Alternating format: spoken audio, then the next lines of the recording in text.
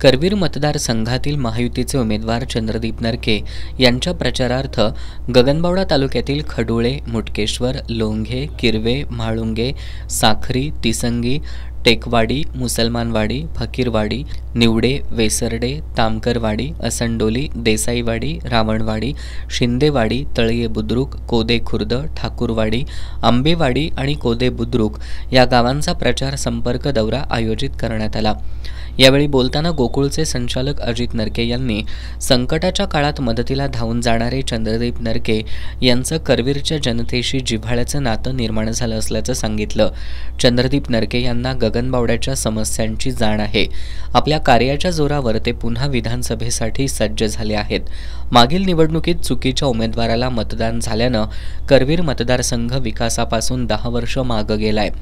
आता वेळ आपली असून गगनबावडा तालुक्याच्या विकासासाठी गट तट विसरून चंद्रदीप नरके यांना बहुमतानं विजयी करूया असं आवाहन अजित नरके यांनी केलं। जिल्हा बँकेचे माजी अध्यक्ष पी.जी. शिंदे यांनी यावेळी महायुती सरकारच्या सर्व कल्याणकारी योजना चंद्रदीप नरके यांनी लाभार्थ्यांसाठी प्रभावीपणे राबवल्या असल्याचं सांगितलं। एक कार्यशील लोकप्रतिनिधीच हे करू शकतो, त्यामुळे जास्तीत जास्त मतदान करून चंद्रदीप नरकेंना विजयी करावं असं आवाहन त्यांनी केलं। माजी पंचायत समिती सभापती लहू गुरव यांनी यावेळी बोलताना जनतेचा आमदार म्हणून चंद्रदीप नरके यांना निवडून आणण्यासाठी त्यांचं धनुष्यबाण हे चिन्ह घरोघरी पोहोचवून त्यांना भरघोस मतांनी विजयी करण्याची जबाबदारी आपली असल्याचं सांगितलं।